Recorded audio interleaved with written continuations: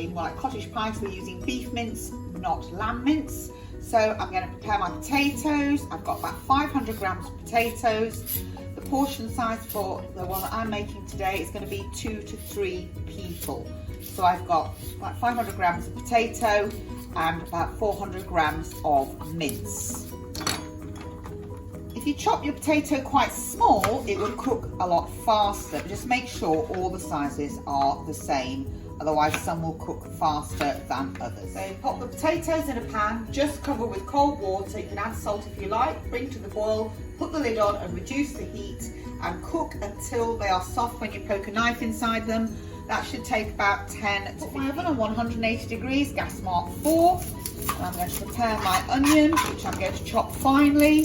Cut it in half, take the outer skin off so it's much easier to peel when it's in half. Remember, we're going to take the pointy end off, keep the root on, and we're just going to go round, following the lines of the onion, and nice and fine. We don't want to see it, we just want the flavour. We're going to saute this in some vegetable oil until it's soft. I'm going to prepare some celery as well. I like celery in mine, so they're going to be chopped nice and small as well. Just one stick is plenty. I've got my onions and celery in a pan of vegetable oil, which I'm going to saute on a low heat until softened but not browned. And I'm going to prepare my carrot, which is going to go inside my shepherd's pie. But I am actually going to cook it first because it will not cook within the mince. It needs to be boiled first. I'm not going to leave the carrots too big, and I'm going to make sure they're cut at the same thickness, otherwise they will cook at different times. And I don't want huge pieces of carrot inside my mince. Putting another pan of water on for my carrots. I'm actually going to cook them with the potatoes. The potatoes have been on for about 7 minutes or so. These are going to cook for about another 6 minutes. So I'm going to put them on here now, but I'm going to put them like that. Saves me digging them out of my potatoes. Put the lid on and they should cook. So I can just lift them out easily. Okay, onions and celery softened nicely, sauteed in the oil. I'm now going to add my mince, which I'm going to brown first, sealing the flavour. So I've got mine here. I'm going to break it up as I drop it in. You might notice my mince is not bright pink, but it smells perfectly okay. I defrosted it last night.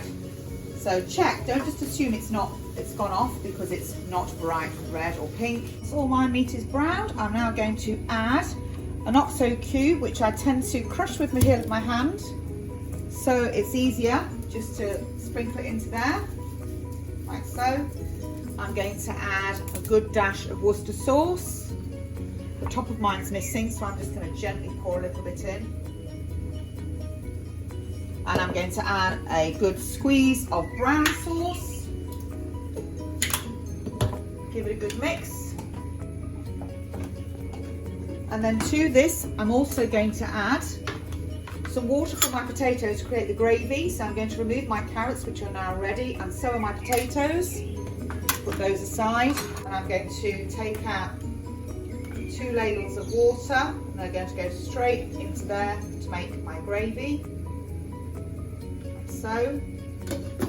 I'll turn my potatoes off and strain. I'll add my cooked carrots to my meat.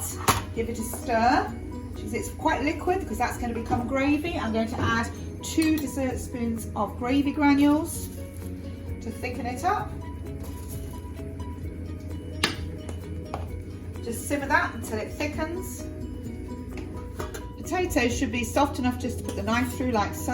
I've strained them. I'm just going to pop them in a pan, and I'm going to add about 30 grams of butter. Mash it first and then see how much milk I want after that. I don't want it too wet. So I've mashed it and I've got my butter in there already, and as you can see it's still a little bit dry, so I'm going to add a little bit of milk. Now add it gradually.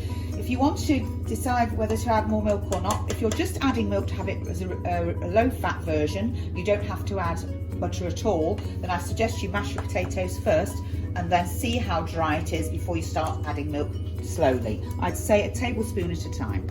Potatoes ready. I'm just going to add salt and pepper to it, and I'm going to assemble my shepherd's pie.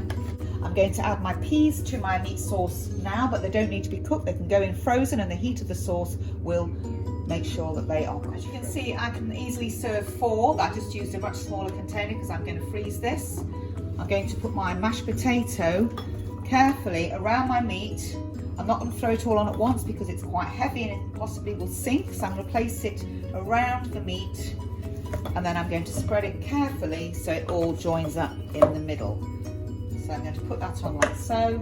I'm going to use a spatula to spread it, and then I'm going to use a fork to give it texture. I'm going to put a fork through it just to give it a little bit of texture. If you feel like being really fancy, you could pipe the potato on.